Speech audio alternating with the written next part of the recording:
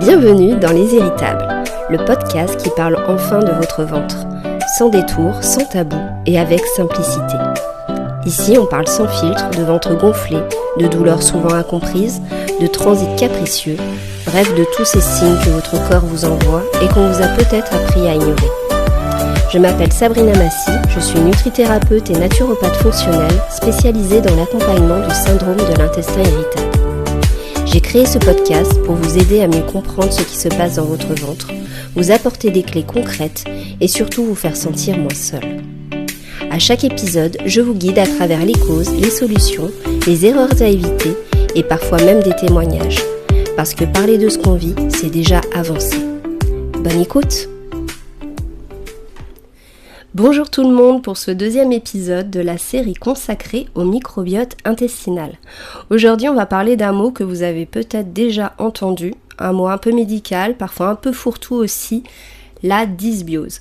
Et c'est aussi un mot qu'on entend parfois dans des années d'errance médicale, qu'on nous sort parfois comme ça, sans beaucoup d'explications. Vous avez sûrement une dysbiose, point. Et là, soit ça rassure un peu, ah donc il y avait quelque chose, soit au contraire, ça vous laisse complètement perplexe parce que très honnêtement, ça veut dire quoi concrètement une dysbiose? Est-ce que c'est grave? Est-ce que ça soigne? Est-ce que ça explique enfin ce que je ressens? Ou est-ce que c'est juste un nouveau mot compliqué pour dire on ne sait pas trop? Et c'est exactement pour ça que j'avais envie de faire cet épisode. Aujourd'hui, j'aimerais vraiment vous l'expliquer simplement et sans jargon compliqué. Juste avant de rentrer dans la dysbiose, je fais un mini rappel très rapide, promis. J'en ai parlé dans l'épisode précédent, mais c'est important que je rappelle que votre microbiote intestinal, ce sont des milliards de micro-organismes qui vivent dans votre intestin. Des bactéries principalement, mais aussi des levures, des virus. Et contrairement à ce qu'on a longtemps cru, ils ne sont pas là par hasard. Ils participent à la digestion, à la protection de la muqueuse intestinale, à l'immunité, à la régulation de l'inflammation et même à la communication avec le cerveau. En gros, c'est une équipe qui travaille en permanence. Alors, la dysbiose, c'est quoi? La dysbiose, c'est simplement le moment où cette équipe ne fonctionne plus de manière harmonieuse. J'aime bien repartir d'une image. Imaginez votre intestin comme une grande coloc. Il y a des colocataires, on va dire, très discrets, d'autres très actifs, certains qui font le ménage, d'autres qui laissent traîner les poubelles, et quelques-uns qui peuvent mettre un peu le bazar s'ils prennent trop de place. Alors quand tout le monde est à peu près à sa place, ça fonctionne, c'est pas parfait, mais on va dire que c'est vivable. La dysbiose, c'est quand l'équilibre de la colocation est rompu. Maintenant, ce que la dysbiose n'est pas. Déjà, point important, la dysbiose n'est pas une maladie en soi. Ce n'est pas une étiquette définitive ni une condamnation à vie. C'est plutôt un état de déséquilibre, plus ou moins marqué, plus ou moins ancien aussi. Et surtout, tout le monde n'a pas la même dysbiose. Alors, qu'est-ce qui se déséquilibre? Dans une dysbiose, il peut se passer plusieurs choses en même temps. Certaines bactéries deviennent trop nombreuses, d'autres pourtant bénéfiques diminuent, la diversité globale du microbiote baisse, certaines fermentations deviennent excessives et à ce moment-là, j'aimerais vous parler de ce qu'on appelle les pathobiontes. Ce sont des micro-organismes qui sont déjà là chez beaucoup de personnes sans poser de problème. Un exemple très parlant, c'est le Candida albicans, qui est une levure bien connue pour être responsable de beaucoup de désordres digestifs, et pas que. Mais le Candida, ce n'est pas une levure méchante qu'il faudra absolument éliminer, il fait partie de l'écosystème intestinal normal, c'est quand elle prolifère que ça pose problème. Tant que le microbiote est équilibré, tant que la diversité est là, le Candida albicans est présent, mais il reste discret.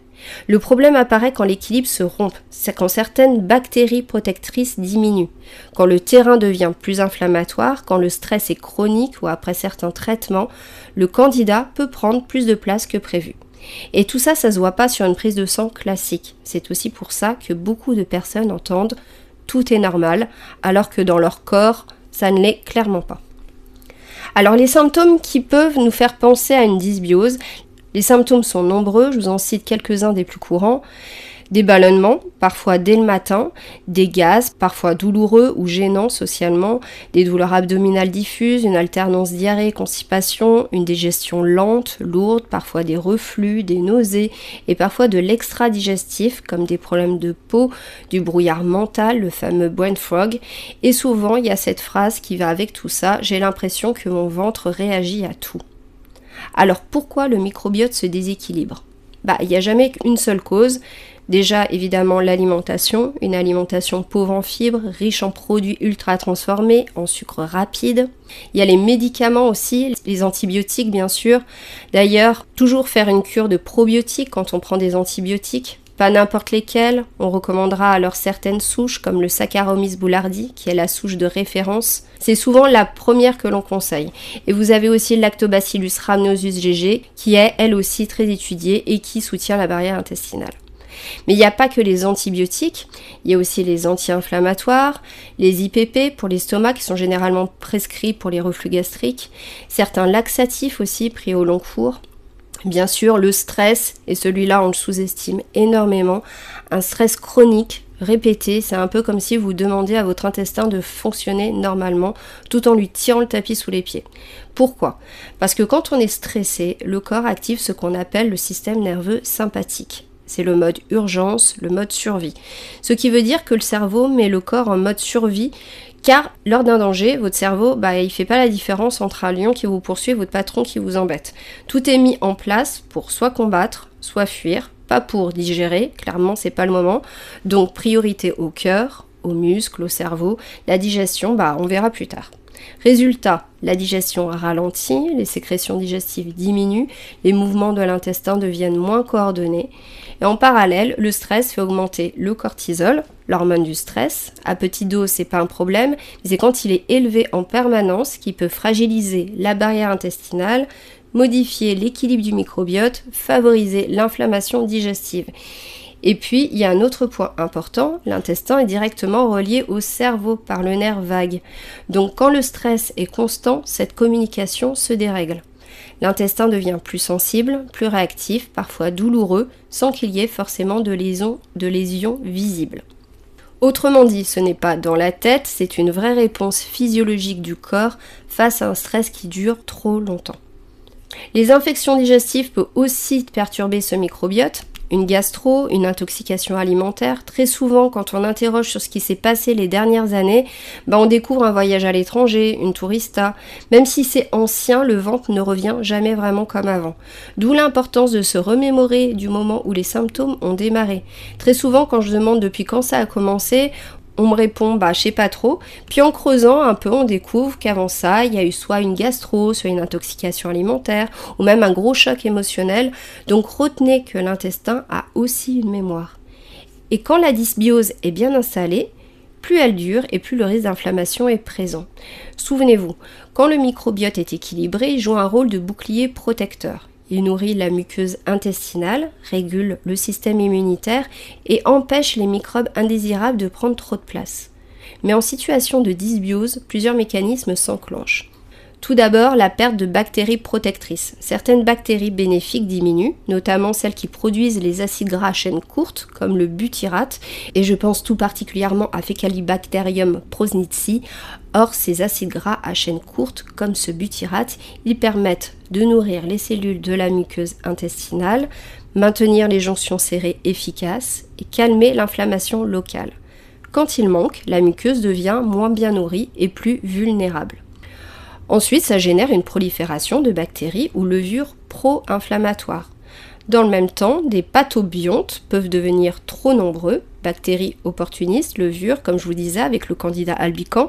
Ces micro-organismes produisent des toxines, des gaz, des métabolites irritants, et ça stimule en permanence le système immunitaire intestinal.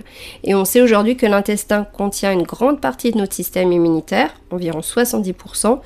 Donc, quand il est exposé en continu à des signaux irritants, il reste en état d'alerte permanent. Résultat, une inflammation de bas grade, qu'on appelle aussi de bas bruit, et qui est souvent invisible aux examens classiques. Une muqueuse plus fine, plus fragile, des terminaisons nerveuses plus exposées. Et là, à ce stade, l'intestin ne réagit plus normalement. et il surréagit à des stimuli pourtant banals. Un repas, des fibres, des fermentations, un peu de gaz, c'est exactement comme une peau irritée en permanence. Même un frottement léger devient douloureux, d'où le syndrome de l'intestin irritable. Dans l'intestin, cela se traduit par des douleurs, des ballonnements, des spasmes, un transit perturbé. C'est l'hypersensibilité digestive typique du S2I. Alors pourquoi deux personnes ne réagissent pas pareil ? C'est une question que vous êtes peut-être déjà posée. Pourquoi moi je mange ça et je suis mal alors que mon conjoint qui mange la même chose, lui, il va très bien ? Tout simplement parce que vous n'avez pas le même microbiote. Pas la même histoire, pas les mêmes stress, pas les mêmes fragilités. Et c'est pour ça que les conseils universels marchent parfois et parfois pas du tout. Peut-on savoir si on a une dysbiose ? Alors il existe des analyses, oui, on peut aujourd'hui analyser son microbiote intestinal et donc avoir une cartographie de son microbiote via le test ARN16S à condition d'être suivi par un praticien bien sûr qui est formé pour l'interpréter, sinon ça sert pas à grand chose, mais c'est pas toujours indispensable pour commencer à comprendre ce qui se joue. Personnellement, je le recommande pas automatiquement. Souvent, avec la clinique, l'histoire, les symptômes, le contexte de vie, ça donne déjà énormément d'informations. Et surtout, ce qui compte, ce n'est pas juste de mettre une étiquette, mais de comprendre le terrain. J'aimerais vraiment que vous reteniez ça. Avoir une dysbiose ne veut pas dire que votre intestin est cassé. Vous avez compris que le microbiote n'est pas du tout figé. Ensuite, ça ne veut pas dire que vous êtes condamné à vivre avec ces symptômes. Et surtout, ça ne veut pas dire que vous avez tout fait de travers. C'est souvent le résultat d'une accumulation. Et la bonne nouvelle, c'est que le microbiote est vivant, adaptable et surtout modulable. Donc, si je résume, la dysbiose, c'est un déséquilibre du microbiote, elle peut expliquer beaucoup de symptômes digestifs et elle est multifactorielle. Et surtout, ce n'est pas une fatalité. Dans le prochain épisode, j'aimerais qu'on aille encore un petit peu plus loin, qu'on parle du lien entre le microbiote intestinal et l'hypersensibilité viscérale et surtout pourquoi certaines personnes développent un syndrome de l'intestin irritable et d'autres non. Si cet épisode vous a parlé, pensez à vous abonner, à partager ou en parler autour de vous, mais surtout laissez un avis, c'est très important pour que le podcast se fasse connaître au plus grand nombre. Et on se retrouve très vite dans un prochain épisode de Les Héritables. À très bientôt.